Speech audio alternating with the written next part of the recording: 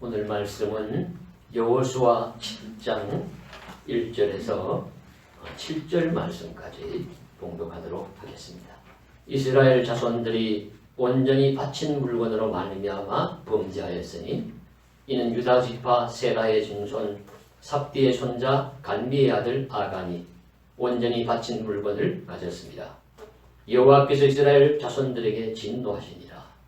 여호수아가 여리고에서 사람을 베델 동쪽 베다인 곁에 있는 아이로 보내며 그들에게 말하여 이르되 올라가서 그 땅을 정탐하라 하며 그 사람들이 올라가서 아이를 정탐하고 여호수아에게로 돌아와 그에게 이르되 백성을 다 올라가게 하지 말고 2-3천 명만 올라가서 아이를 치게 하소서.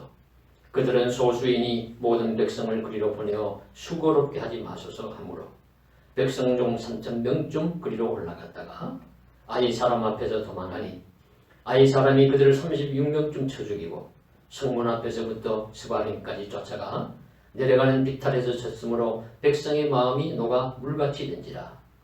여호수아가 옷을 찢고 이스라엘 장로들과 함께 여호와의 궤 앞에서 땅에 엎드려 머리에 티끌을 뒤집어 쓰고 저물도록 있다가 이르되 슬프도소이다. 주 여호와여 어찌하여 이 백성을 인도하여 요단을 건너게 하시고 우리를 아모리 사람의 손에 넘겨 멸망시키려 하셨나이까. 우리가 요단 저쪽을 만족하게 여겨 거주하였다면 좋을 뻔하였나이다. 아멘. 미국의 16대 대통령 링컨은 가장 훌륭한 대통령으로 알려져 있습니다. 이번 바이든 대통령 취임식 때 TV 뉴스 화면을 보니까 그 일부 방영하는 중에도 이렇게 링컨의 동상이 있는 것을 보여주면서 지나가는 것을 보았습니다. 이처럼 링컨은 아주 미국에서 유명하죠.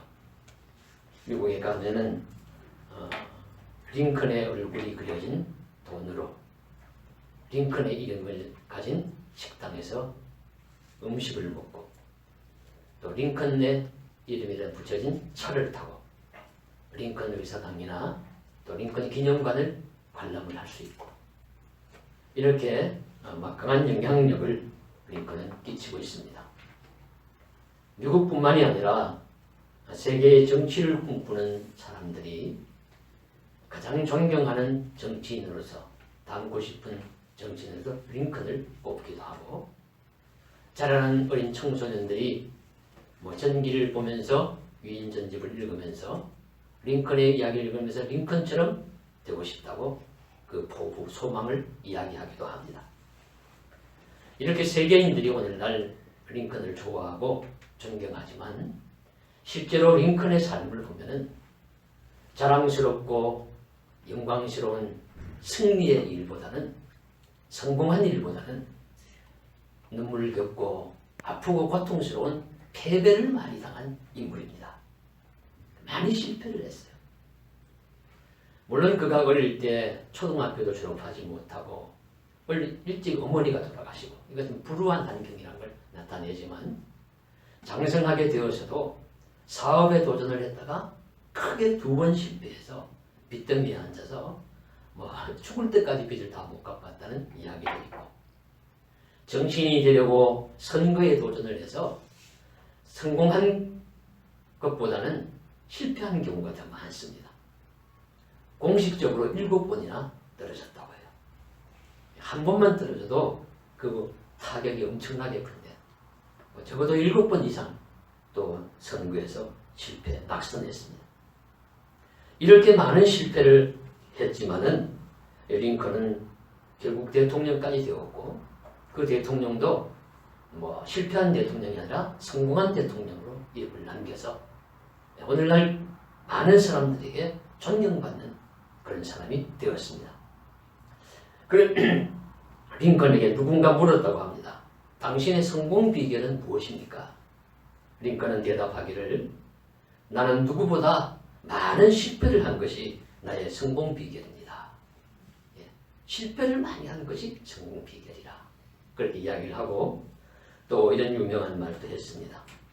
내가 걷는 길은 험하고 미끄러웠다.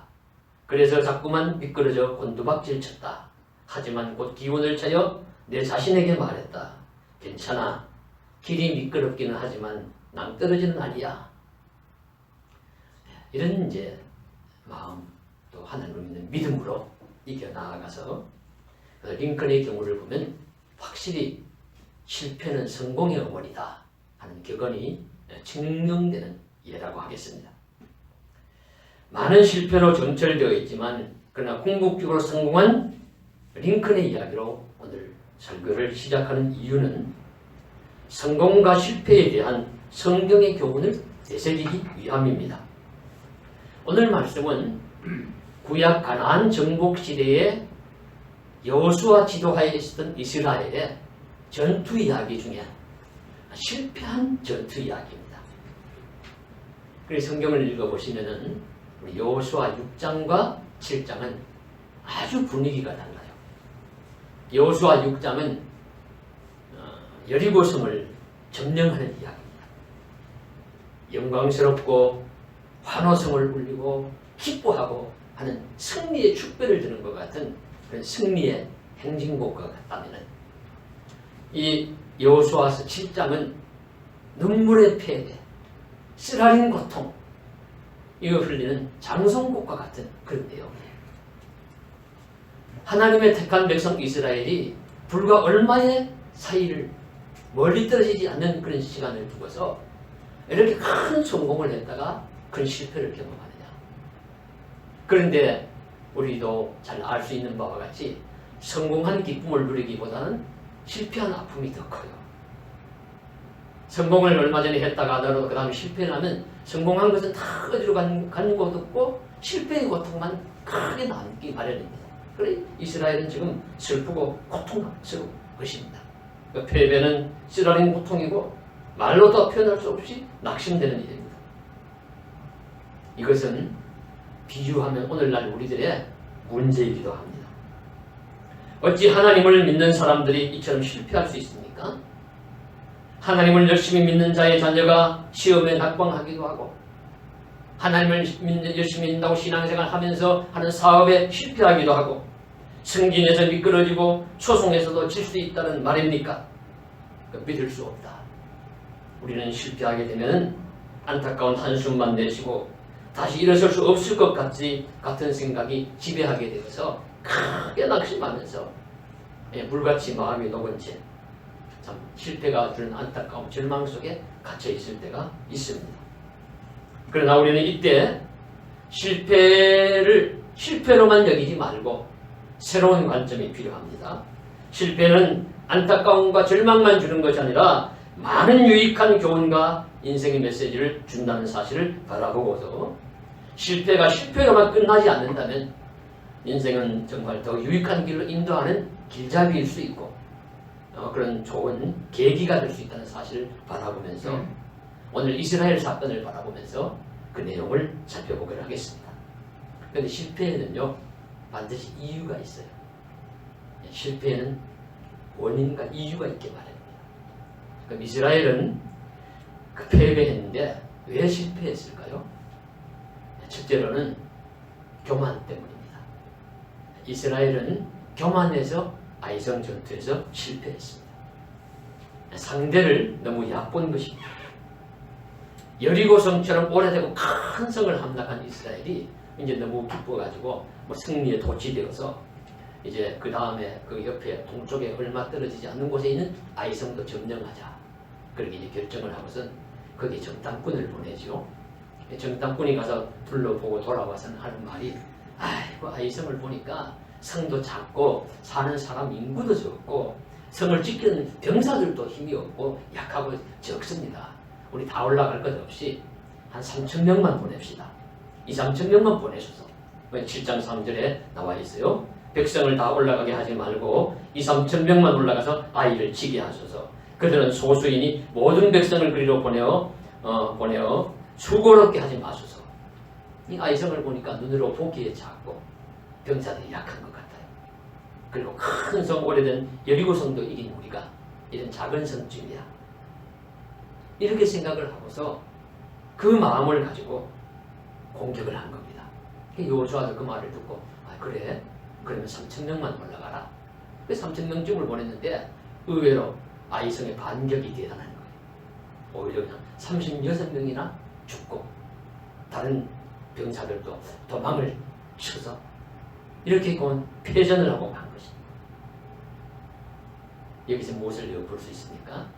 아, 이스라엘이 교만했구나. 그들의 마음이 높아졌구나. 큰 성도 이겼는데 이까지 작은 성쯤이야. 이런 마음을 가지고 전투를 임했으니까 질 수밖에 없는 것이죠. 고대의 성은 방어를 하기 위해서 만들어진 것입니다. 공격하는 쪽에서 3, 4배는 힘이 더 강해야 그 성을 함락시킬 수 있다고 합니다. 그래서 우리나라 역사에도 보면 안시성 싸움이나 이런 것을 보면은 중국에 100만 대군이 왔는데 안시성이나 이런 성에 사는 사람들의 수가 적어도 결사항전하니까 그 공격을 막아내고 이길 수도 있는 겁니다. 이와 같이 공격을 하는 쪽에서는 상대를 얕보지 말고 최선을 다해야 하는 것이죠. 호랑이가 토끼를 잡는데도 젖먹던 힘까지 다 한다. 이런 말이 있듯이 이 공격을 하는 편에서는 필사로 해야 되는 것입니다. 그런데 그렇게 하지 않았던 그 높은 마음, 교만한 마음이 결국 패배를 불러온 것입니다. 그리고 무엇보다도 하나님은 교만한 마음을 싫어하십니다. 하나님은 오만한 마음을 멸시하십니다. 그래서 잠언 16장 18절에 교만은 패망의 선봉이요 거만한 마음은 넘어짐의 앞잡이니라. 잠언 18장 12절에 사람의 마음의 교만은 멸망의 선봉이요 겸손은 존귀의 앞잡이니라. 그런데 이 말씀을 받아 신약성경에서도 여러 번 오만한 자를 하나님은 싫어하신다. 거만한 마음을 하나님 멸시하신다. 겸손한 자를 하나님이 높이신다. 많이 말씀하십니다. 우리도 많은 좋은 재능을 가지고 있고 큰 힘을 가지고 있음에도 교만하기 때문에 실패하는 사람들을 주변에서 보시지 않습니까? 그래서 우리도 인생의 전투에서 쓰라린 실패를 하지 않으려면 마음에 일어나는 교만을 물리쳐야 합니다. 삶의 자세에서 상대를 함부로 얕보는 행위를 범하지 말아야 합니다. 자주 이순신의 이야기를 하는데 이순신이 승리한 것은 필사항전하고 전략을 잘 세운 것도 있지만 일본 수군이 힘이 세다고 교만한 것도 있어요. 그들이 또 얕보고 지형도 안 살피고 막 달려든 그 교만함이 있기 때문에 그들이 패배하는 것이죠. 이처럼 우리 전쟁에서는 참 전투에서는 겸손함이 중요합니다. 오만함을 버려야 합니다. 오늘 우리들도 교만한 마음을 내버리고 겸손한 마음으로 인생의 전투에 임할 것이며 그러함으로 실패의 순간보다는 하나님이 주시는 승리의 깃발을 흔들 수 있기를 간절히 소원합니다. 자, 둘째로 아이성 패배의 원인은 하나님께 묻지 않았다는 것이 있습니다. 그들이 하나님께 기도하며 전쟁하지 않았어요. 신앙의 중요한 요소입니다. 하나님께 묻는 일입니다. 이 일을 할까요? 하지 말까요? 한다면 어떻게 하면 좋겠습니까? 이 이야기를 가장 잘 증명할 수 있는 것이 다윗의 이야기죠. 사무엘하 5장에 보시면은 다윗이 왕이 된 다음에 왕이 되었다는 소문을 듣고서는 블레셋이 공격을 해옵니다. 제가 이제 나름대로 생각하기에는 블레셋에 투항도 했다가 부하도 되었다가 이제 나온 다윗이잖아요. 그러니까 블레셋이 얕본 것이죠. 아니 우리 편에 살려고 투항까지 했던 자가 왕까지 되었어. 이거 한번 맛 좀 보여주자. 이렇게 해서 블레셋이 대군을 이끌고 공격을 해왔습니다. 르바임 골짜기라는 곳에 편만하게 가득하게 보였다. 얼마나 많이 공격을 해왔는지 그저 평야에 그냥 병사들로 가득하게 되었어요. 이때 다윗이 전쟁을 하러 나가면서 하나님 앞에 묻습니다. 사무엘하 5장 19절에 보시면은 이렇게 이야기합니다. 다윗이 여호와께 여쭈어 이르되 내가 블레셋 사람에게로 올라가니까 여호와께서 그들을 내 손에 넘기시겠나이까 하니 여호와께서 다윗에게 말씀하시되 올라가라 내가 반드시 블레셋 사람을 내 손에 넘기리라 하신지라. 그래서 이 말씀을 듣고 올라가서 싸우니까 크게 이깁니다. 그래서 바알브라심 물을 흩음같이 흩으셨다. 그 지명을 바알브라심으로 붙일 정도로 큰 승리를 했습니다. 그 다음에 블레셋이 또 공격해 옵니다. 다윗은 또 물어요. 하나님 이번에는 어떻게 할까요? 그래, 이번에는 대면해서 싸우지 말고 뒤로 뽕나무 숲으로 뒤로 돌아가서 기습 작전을 사용해라. 성경에 보면 다 나옵니다. 그래서 또 그렇게 해서 크게 승리합니다. 이 이야기는 무엇을 말씀해 주시냐 하면은 성도가 하는 일에 하나님께 구하는 자세를 갖추어야 한다는 것입니다. 하나님께 물으면서 인생의 전투를 수행하라는 가르침입니다. 가나안 첫 성인 여리고의 성의 승리도 이스라엘이 힘이 강해서 승리한 것도 아니고 그들의 병사가 많아서 승리한 것도 아니고 그들의 겸손히 하나님께 묻고 숨소리조차 내지 않는 침묵으로 하나님 말씀에 순종하면서 말씀대로 전투했기 때문에 승리한 것입니다. 상대를 납부해서는 안 되고 하나님께 묻는 일을 게을리해서는 안 됩니다. 성경의 가르침입니다. 그래서 오늘 우리가 이스라엘의 실패를 바라보면서 우리는 인생의 전투를 할 때 하나님께 끊임없이 물어야 한다. 구하고 찾고 두드리라. 구하면 찾고, 구하면 얻고, 찾으면 찾고, 두드리면 열릴 것이다. 일종의 영적 전투의 원리이고 하나님의 영적 우리 승리의 비결을 말씀해 주신 것입니다. 야고보서에서도 보시면은 너희가 얻지 못하면 구하지 아니하며 구하여도 얻지 못하면 정욕을 쓰고 잘못 구합니다. 예. 구하지 않기 때문에 받지 못하고 얻지 못하고 또 구하여도 받지 못한다면 정욕을 쓰고 잘못 구하기 때문에 그래서 하나님은 계속해서 기도하면서 묻고 물으며 겸손하게 인생의 전투를 수행하기를 간절히 원하십니다. 이렇게 우리 간절히 기도하며 간구하며 물음으로 인생의 전쟁 수행하여서 믿음의 승리를 이루어갈 수 있기를 간절히 소망합니다. 세 번째로 아이성 전투의 패배의 결정적 이유는 하나님께 범죄한 것입니다. 이전 전투에서 하나님이 전투를 행하기 전에도 말씀하셨고 행한 다음에도 당부를 하신 것이 하나 있어요. 여리고성에 전쟁을 하면 승리할 것인데 그 승리를 하면은 거기에 나오는 노획물들을 전부 하나님께 바친 물건으로 얘기하라. 개인적으로 가져가지 말아라. 죽일 것은 죽이고 불사를 것은 불사르고 공동의 것은 공동의 것으로 삼아서 하나님께 바친 물건으로 얘기하라. 성물이다. 손대지 말아라. 개인적으로. 그렇게 말씀하셨습니다. 그런데 오늘 1절 말씀 보시면은 나오죠. 유다 지파 아간이라는 자가 바친 물건으로 범죄하였고 그로 인하여 하나님께서 진노하셨다. 좀 더 말씀을 드리면은 이 바친 물건을 여기서 다 손 못 대게 했는데요. 이제 아간이라는 자가 유다 지파의 족장인데 유다 지파는 또 제일 용감한 지파, 제일 선봉대입니다. 그 유다 지파의 족장인 아간이 가만히 보니까 여리고성은 오래된 성이고 사람들이 많이 살고 있었던 큰 성이고 도시였습니다. 그 명품들이 많이 있었을 거예요.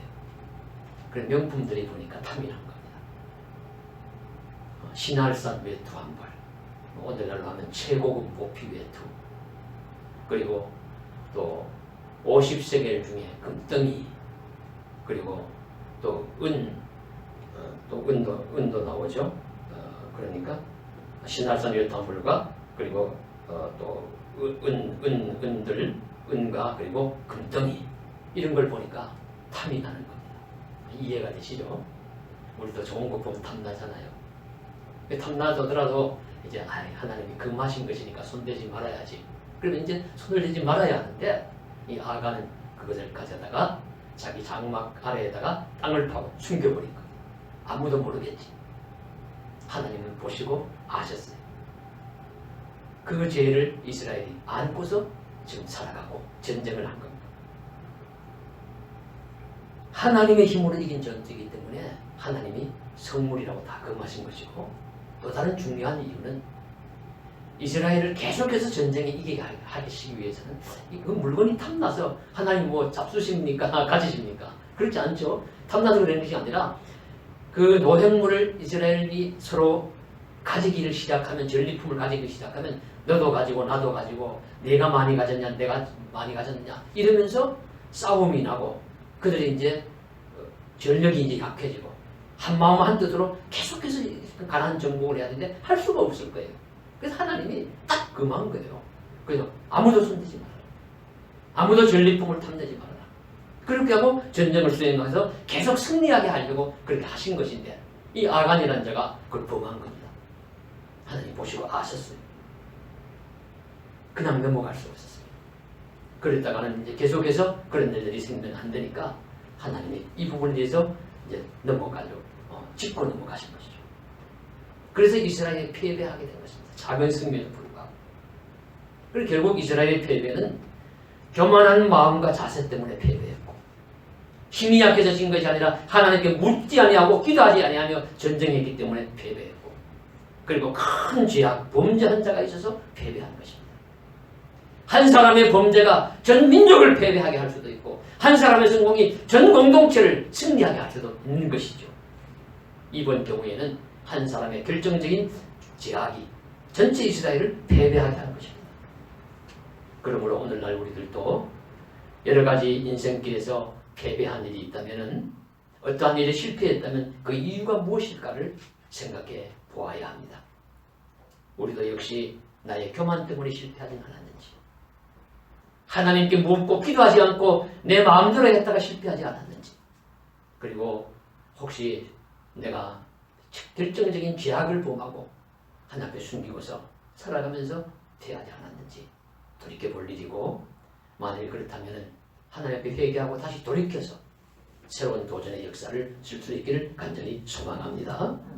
그래서 우리가 아이정 실패처럼 우리가 실패하지 않으면 좋지만은 살다가 보면 인생 실패할 때가 있어요. 이때 우리가 가져야 할 자세는 이런 것입니다. 하나는 누구나 실패할 수가 있다. 그 중에 나도 실패할 수 있다는 사실을 우리가 알아야 합니다. 그래서 누구나 성공적이고 후에 나에겐 비단길처럼 그런 좋은 길만 펼쳐진 것이 아니고 가시밭길, 실패의 아픔도 겪을 수 있습니다. 만일에 어떤 사람이 나는 실패 없어, 나는 절대로 실패하지 않아 이렇게 하다가 실패해서 그만 실패를 실패로 끝내는 경우가 있어요. 실패를 영원한 실패로 끝내는 그건 진짜 실패입니다. 그러나 성공한 사람들, 위대한 인물들은 실패하지 않은 사람이 아니라 실패도 했지만은 링컨처럼 실패도 여러 번도 했지만은 다시 일어서는 사람이고 새로운 마음 다시 도전하는 사람이고 다시 힘을 내어서 용기를 내어서 하나님과 사람에 살아가서 다시 성공을 이루는 사람이 성공한 사람이죠. 그래서 실패했을 때 실패를 받아들일 수 있어요. 아, 실패했구나. 뭔가 내가 잘못한 것이 있겠구나. 그래서 오늘날 참 우리가 생각하면 성경의 유명한 인물들도 위대한 인물들도 실패한 경우 많이 있습니다. 아브라함이 믿음의 대표적인 인물이지만 아내를 누이라고 속이고 다니고 그러다가 애굽에 가서 크게 봉변을 당하기도 하고 그리고 자녀를 하나님 주시겠다 약속을 했는데 계속 기다리지 못하고 이제 아내의 청을 듣고는 애굽 여인 하가를 아내로 맞이하여서 아들을 낳음으로써 그 가정에 큰 불화가 일어나고 이런 실패한 인생이죠. 그러나 그들은 또 다시 일어섭니다. 요셉도 실패할 때 있고 모세도 실패할 때 있었고 다윗도 결정적인 허물 실패했지 않습니까? 그럼에도 불구하고 다시 일어서는 겁니다. 나도 실패할 수 있구나. 실패를 돌이켜보면서 다시 고치면서 다시 일어서는 마음 자세 그것이 대단히 중요하다는 것을 가르쳐 주시고 있습니다. 그 다음에는 하나님 옆에 엎드려야 합니다. 오늘 여호수아가 실패를 소식을 듣고서 오늘 말씀해 보시면은 6절에 보시면 여호수아가 옷을 찢고 이스라엘 장로들과 함께 여호와의 궤 앞에 땅에 엎드려 머리에 티끌을 뒤집어 쓰고 저물 들고 있다가 깜짝 놀랐을 거예요. 충격받았을 겁니다. 망치로 머리를 한 대 딱 맞은 것 같을 거예요. 이길 줄 알고 보냈는데 졌습니다. 실패했습니다. 36명이나 죽었습니다. 이 소문을 들으니까 여호수아가 얼마나 당황하고 충격을 받았겠어요. 그러니까 죄를 뒤집어 쓰고 옷을 찢으면서 하나님의 궤 앞에 오늘날 같은 십자가 앞에 넓적 엎드린 겁니다. 넓적 엎드려서 여호수아가 기도합니다. 매우 인간적인 기도를 합니다. 매우 인간적인 기도를 우리가 말씀에서 읽어볼 수 있어요. 슬픕니다. 그렇죠. 실패하고도 기쁩니다 할 수 없잖아요. 슬프도소이다. 슬프도소이다. 어찌하여 이 백성을 인도하여 요단 저편에서 살았으면 차라리 편하게 살 텐데 이편 쪽으로 건너오게 하셔가지고 우리를 죽게 하시려고 하십니까? 멸망시키려고 하십니까? 차라리 저편에 살았으면 더 좋을 뻔했습니다. 아주 인간적인 기도를 합니다. 그래도 하나님은 다 들어주세요. 기도하는 그 모습을 보시는 것이죠. 그게 중요한 것이죠. 그래서 그렇게 하면서 이제 여호수아는 한 발짝 더 나아갑니다. 하나님의 이름이 저 이방인들 가운데 훼손당하고 모욕을 당해서 되겠습니까? 이 일을 어찌하시겠습니까? 이런 자세가 필요합니다. 실패했지만 실패한 다음에 엎드리는 것입니다. 우리는 살아가면서 주변에 이런 분들을 종종 봅니다. 한때 실패했지만, 한 번 실패했지만 정말 실패한 다음에 영원한 실패로 끝내지 않고 하나님께 엎드리는 사람이 있습니다. 눈물로 기도하는 사람이 있습니다. 밤낮을 가리지 않고 기도하고 날마다 기도하고 하나님께 구하여서 결국에는 성공의 자리로 나아가는 것을 봅니다. 훌륭한 분들입니다. 존경스러운 분들입니다. 하나님 말씀대로 살아가는 분들입니다. 오늘 말씀의 여호수아도 하나님께 이렇게 토로한 다음에 하나님께 탁 엎드렸어요. 아직은 여호수아는 왜 실패했는지 잘 몰라요. 하나는 알았죠. 기도하지 않았구나. 그럼 알고 기도합니다. 근데 그보다 이제 더 결정적인 이유가 있었죠. 바로 하나님이 가르쳐 주십니다. 일어나라. 나중에 한번 집에 가셔서 직장을 계속 읽어보십시오. 하나님이 일어나라 일으켜 주신 다음에 너희들 가운데 바친 물건에 범죄한 자가 있다. 이것을 청산하지 아니하면 내가 너희와 함께 할 수 없다. 함께 하지 않겠노라. 그래서 이 말을 듣고서는 여호수아가 이제 우리가 바친 물건에 대한 범죄한 자가 없는 줄 알았는데 있구나. 그 제비 뽑아서 사람을 가려내면서 결국엔 아간이 실토하게 되고 아간의 가족들을 돌무더기를 만드는 그런 이제 하게 되는데, 인간에 대해서 가혹한 처사라기보다는 이것은 공동체의 죄를 깨끗하게 청산한다 하는 그런 의미로 우리가 말씀을 보시면 되겠습니다. 그렇게 해서 공동체의 죄를 청산을 합니다. 죄 문제를 해결을 합니다. 그렇게 하고는 다시 이제 하나님께 기도하면서 아이성 전투에 도전을 하니까 승리를 이루게 됩니다. 중요한 내용입니다. 말씀해 주시는 교훈은 분명합니다. 실패했지만 영원히 주저앉지 않았습니다. 낭망하며 절망하고 세상과 하나님을 원망만 하며 끝나지 않았습니다. 하나님 앞에 다시 겸손히 엎드리고 하나님의 이름이 이방 세계에 훼손되지 않기를 간구하고 하나님이 말씀하신 죄를 깨닫고 그 죄악을 청산하고 다시 하나님의 말씀에 순종하게 되니 그들은 다시 그 성을 얻는 승리의 길로 나아가게 된 것입니다. 실패가 있으면 성공도 있고 패배했다면 다시 하나님 앞에 엎드리고 하나님 허락하신 승리의 영광도 오는 것입니다.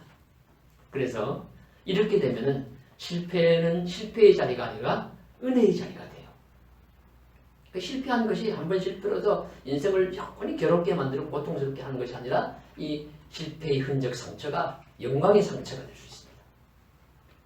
그래서 앞으로 인생길 살아가는데 계속 승리하는데 더 많은 교훈과 참 깨달음을 주어서 더 많은 유익을 줄 수 있는 것이 이 실패의 경험입니다.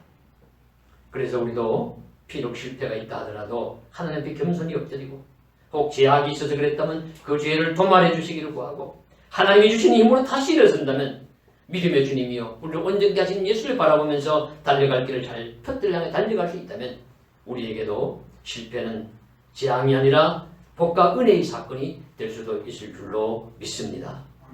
우리는 세상 살면서 원하지 않지만 넘어지고 쓰러질 때가 있습니다. 우리 실패의 이유를 명확하게 신앙적으로 살펴보면서 하나님 도우심을 받고 다시 세우심을 받아서 일어선다면 실패의 자리가 은혜의 자리가 되고 고통과 절망이 또 기쁨과 감사의 조건으로 바뀌는 날이 올 수 있을 줄로 믿습니다. 이스라엘이 성공한 것처럼 그래서 하나님의 이름을 드높이면서 성공의 축배를 또 다시 들 수 있는 것처럼 우리의 인생에도 하나님의 승리를 그대로 체험할 수 있는 은혜의 자리로 나아갈 수 있기를 간절히 소망합니다. 예수님의 생애로 주시는 메시지를 통해서 말씀을 맺겠습니다. 예수님의 인생을 한번 생각해 보시죠. 저는 이렇게 생각합니다. 오늘날 예수님을 싫어하는 사람은 별로 없다. 그 내용을 정신이 이상하지 않으면 예수님의 이야기를 진솔되게 아는 사람들은 예수를 싫어하지 않아요. 그러니까 예수 믿는 사람이나 교회는 싫어하는 사람이 있을지 몰라도 예수님 자체를 싫어하거나 타 종교인도 그렇고 불신자들도 그렇습니다. 예수를 싫어할 수는 없습니다. 그런데 예수님은 여러분 성공한 인생입니까? 예수님 성공한 인생인가요? 예수님이 처음에는 뭐 기적도 행하시고 병도 고쳐주시고 말씀도 전하시고 하니까 많은 사람들이 모여들었어요. 뭐 5천 명도 역사했고 그 장정만 5천 명이니까 뭐 2만 명이 될 것이다 예상도 합니다만은 많은 사람들이 몰려들어서 성공하는 것처럼 보였습니다. 그런데 예수님이 이렇게 가시는 걸 보니까 그들이 마음에 들지가 않아요. 이 세상의 화려한 것을 쫓지 않고 그저 나는 십자가에 죽을 것이다 이런 말씀만 하시고 또 그냥 계속 가난하고 병든 자 그냥 돌보아주고 그러니까 한 사람 한 사람 떠나가기 시작합니다. 나중에 십자가를 지실 땐 제자들까지 다 떠나서 도망쳤습니다. 예수님은 유대인들이 최고의 공회에서 심판을 받는데 그들이 예수님에게 저런 자는 십자가에 달려서 죽어야 될 그런 죄인이다. 이렇게 그들은 저주하며 비난했습니다. 그래서 그들이 빌라도에게 고소를 했습니다. 백성들은 사주를 받아들였든지 그런 예수님을 향해서 저는 억울한 자를 풀어주라고 소리치는 것이 아니라 십자가에 매달라고 소리쳤습니다. 소리 말하면 오늘날 같은 여론과 평판이 완전히 예수님에게서 다 떠난 것입니다. 십자가에 달려 십자가를 지고 가실 때도 비난하는 사람들이 많았습니다. 그리고 십자가에 처절한 그 십자가에 달렸습니다. 실패한 인생 아니겠습니까? 그러나 실패가 아니었습니다. 사람들에게 버림받고 조롱당하고 제자들은 도망하고 자신의 생명마저도 치욕스러운 죽음을 당했던 예수님이지만 실패의 자리가 실패가 아니고 하나님이 다시 살게 해주심으로써 은혜의 자리가 되었습니다. 십자가는 더 이상 수치와 고통의 상징만이 아니라 희망과 구원의 표시가 되었습니다. 예전에는 십자가가요, 이 십자가 지는 것이 최고의 치욕스러운 모습이었는데 지금은 아주 자랑스럽게 나라의 국기들에게도 십자가가 있고 우리 병원 표시, 교회 표시뿐만이 아니라 적십자사, 좋은 표시에 십자가가 얼마나 많이 들어가는지 몰라요. 희망과 구원의 상징이 되었습니다. 도망갔던 제자들은 다시 돌아왔고 십자가에 달려 죽은 스승 예수를 전파했습니다. 그런데 생명을 걸고 예수님의 가르침을, 삶을 다시 조명하면서 증거하기 시작했습니다. 그 후 만인의 가슴 속에 예수님은 늘 살아있습니다. 믿는 자들 마음속에, 삶 속에 함께 동행하고 계십니다.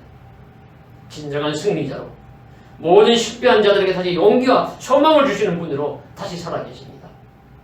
우리도 이 예수님을 힘입어 우리도 새 힘을 얻고 은혜 속에서 새로운 승리와 생명의 길을 잘 달려갈 수 있는 저와 여러분 되시기를 주님의 이름으로 간절히 소망합니다.